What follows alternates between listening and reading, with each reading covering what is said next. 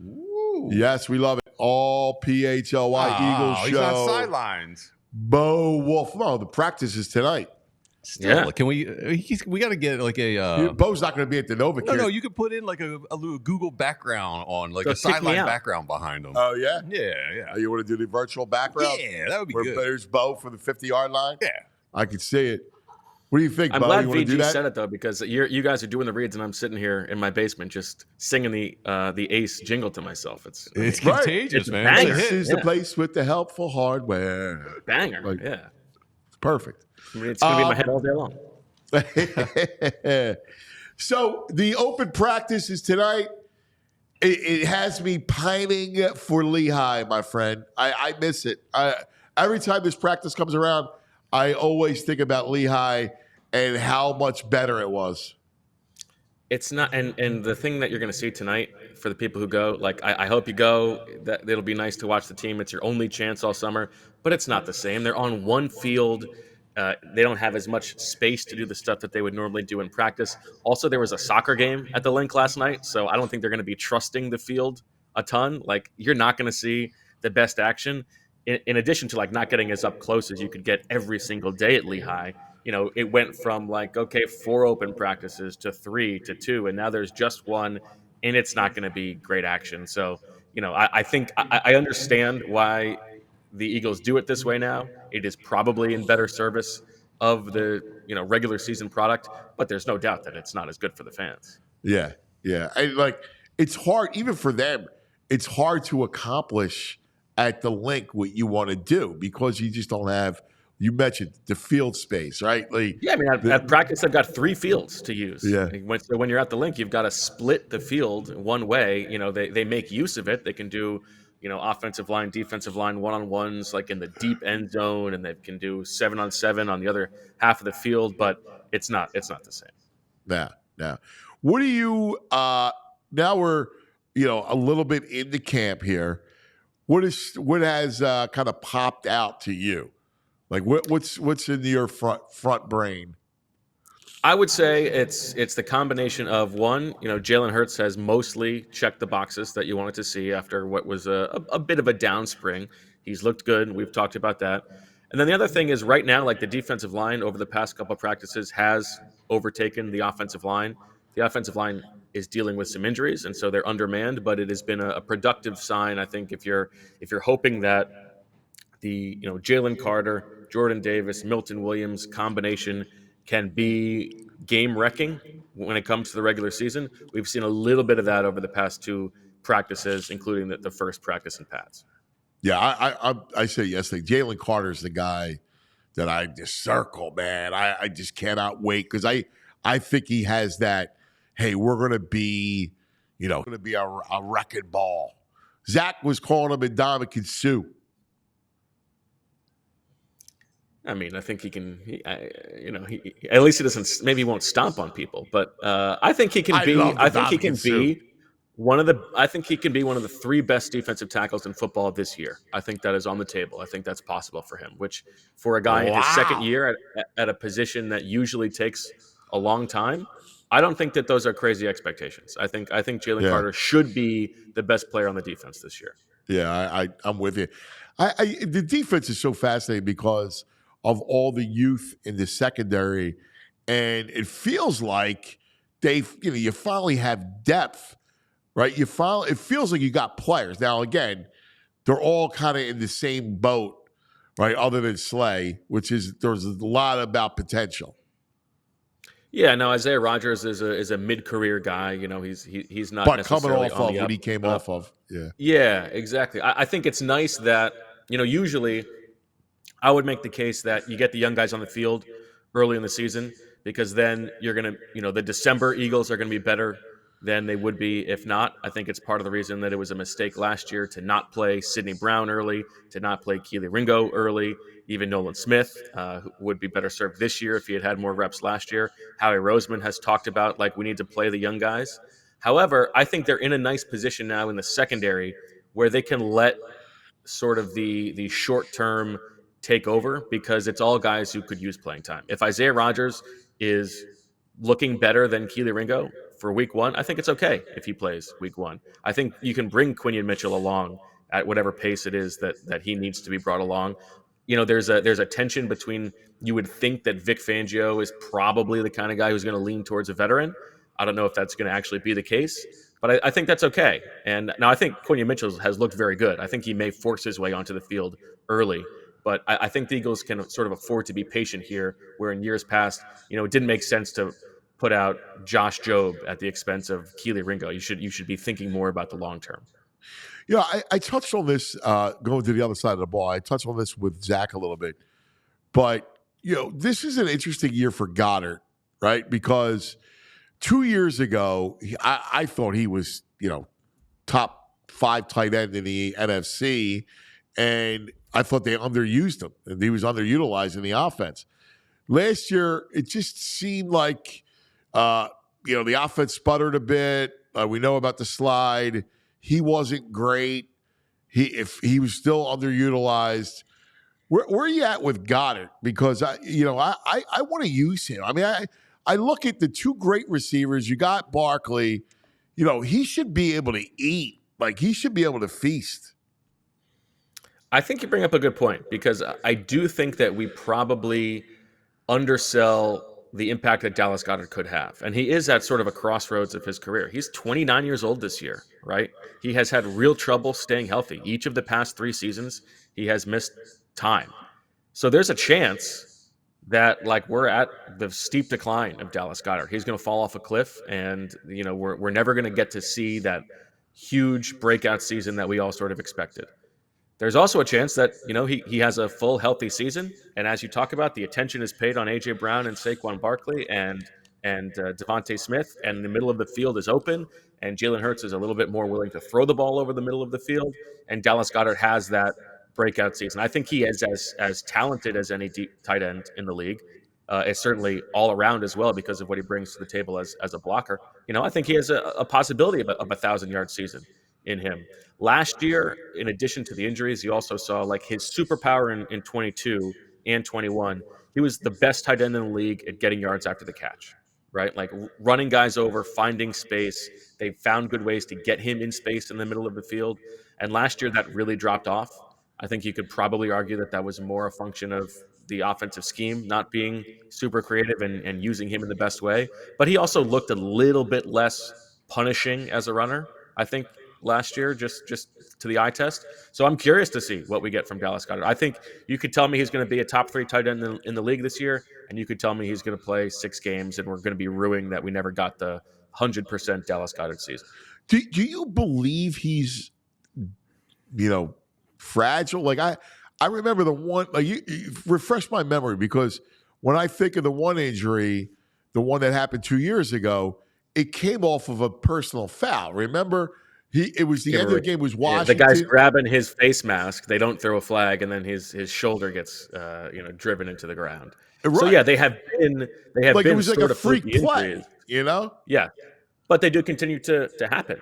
I mean, in 2020, he played 11 games. In 2021, he played 15, 22, 12, 2023, 14. So he's missed time each of the past 4 seasons. I don't think that he is fragile necessarily, right, but I also think it's his style of play invites contact, and so the more you invite contact, the more susceptible you are to those sort of freak injuries. Do we overvalue him? Do we overestimate him? It feel like to say that he could be top 3. Is that actually a thing, Bo? I mean, he doesn't jump off the page like that. In the NFC, yeah, 2 years ago he was in the NFC. I mean, he's maxed out 830 yards and 4 touchdowns 3 years ago. 592 yards. I don't know. I feel like we overestimate him here. He seems like a guy. I said it. I thought he was like underutilized. Seems like a 10 to 15, like ranks 10 to 15 in tight ends. You don't think he was underutilized 2 years ago? I thought he was underutilized. Yeah, I don't know. Maybe he's not getting open. I don't know. You got AJ and Devontae, right? So hard not to get. Skeeves could get open, right? You know where I do think that they underutilize him is in the red zone, and part of that is because they've been able to just lean on the tush push. But Dallas Goedert is a guy who should be able to make plays for you in tight windows and be a factor in the red zone. And he's never had more than 5 touchdowns in a season. So I feel like that's actually the place where they could lean into him a little bit more. It's funny. We talk about this is where stats gets you in trouble because all those rushing touchdowns from Jalen, right? Like to your point, Bo, the red zone is all about Jalen, whether it was tush push or Jalen escaping. That was the majority of how they score. Yeah, that's exactly right. And so it robs A.J. Brown and Devontae Smith of touchdown opportunities. Obviously DeAndre Swift last year would have had like 6 more touchdowns if it weren't for Jalen Hurts. So yeah, and if you're just talking about the touchdown disparity, Hurts' rushing ability, takes away from the top receivers. Yeah, I just don't think you can define a guy because of that, BG. Yeah, I don't know. He just doesn't seem like. Yeah, he seems like a guy. Nothing more than that. What, you tell me he's Keith Krepley? Come on, man. I don't know. He's not John Spagnola. I like his. I've always liked his skill set. Yeah, he seems like he's got a great skill set. He can run after the catch. Yeah. He's got good hands. Remember, we think about tight ends, and for years you always had to rely, because the receivers were lacking. And now you got two of the great. These are the two best receivers, the best receiver tandem you've ever had in history of the franchise. I also think his all-around skill set was the key to why they were so good on offense in 2022 and why it was so simple. If you remember, they were in 12 personnel with 2 tight ends on the field. They were the best passing team in football.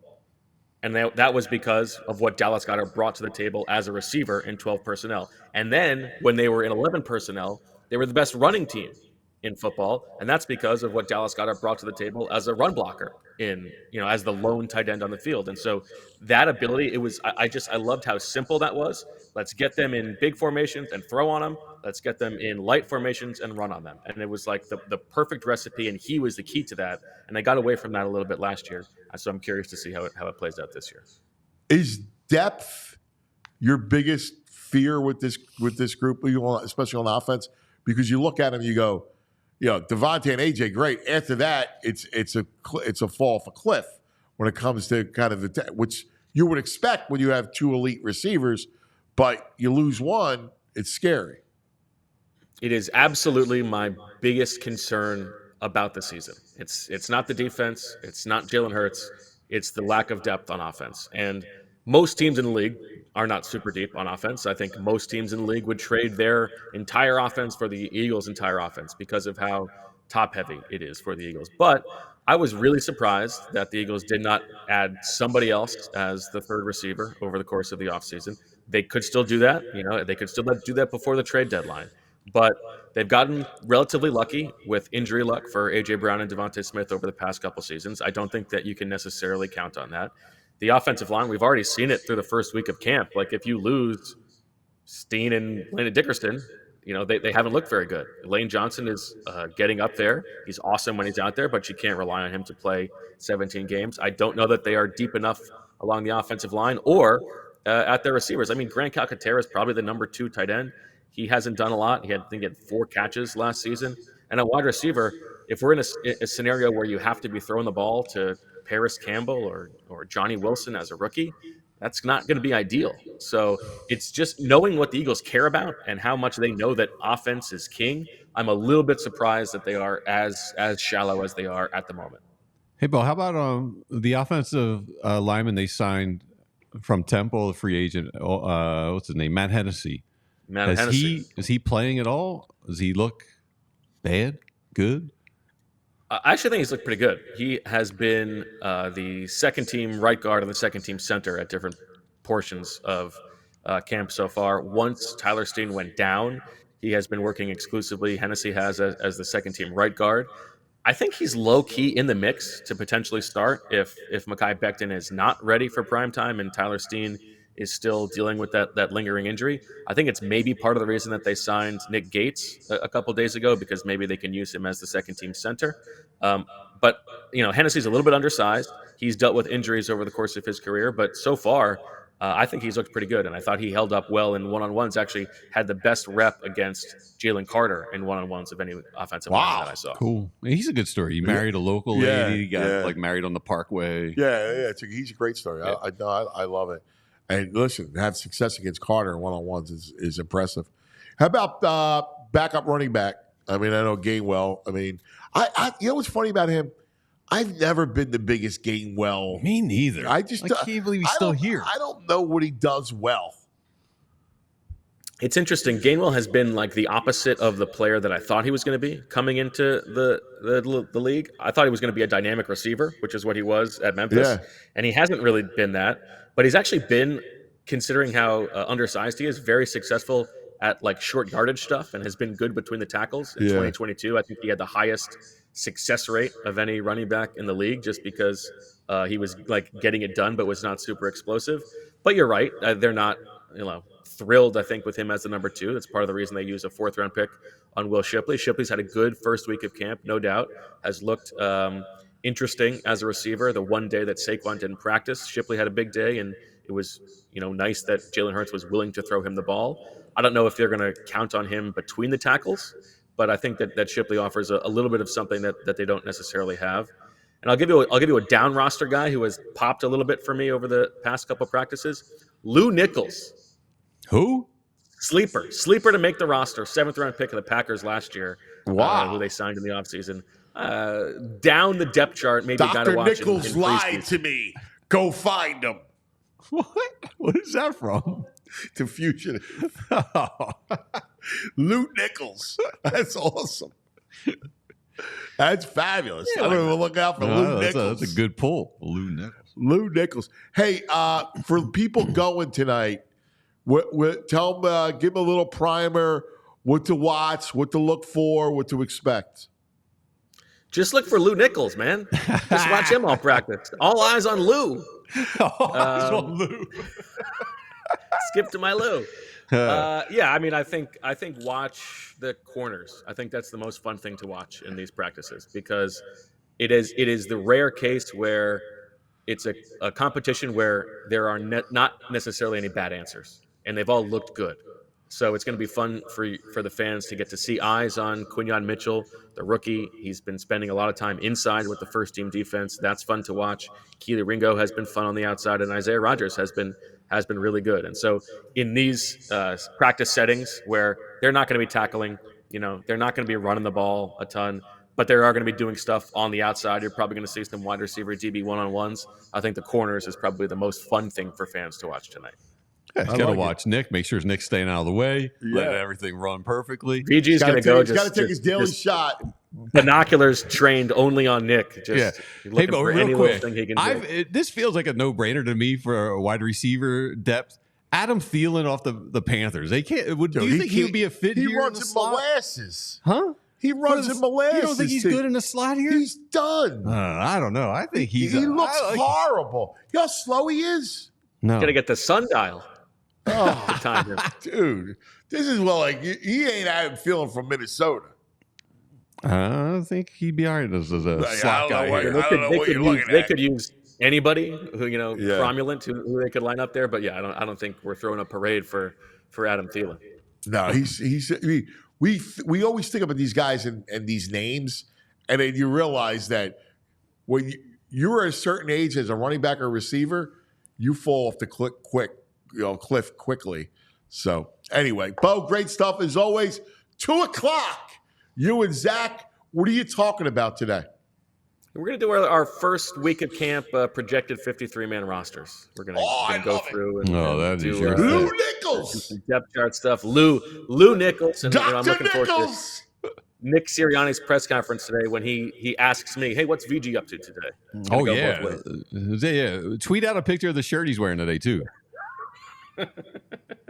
This is my favorite. I'm just curious what the shirt he's wearing. So out of line. What? You're so out of line. Great stuff, my brother. We'll be watching 2:00. Everybody's got to be there. We all silly like the mayor.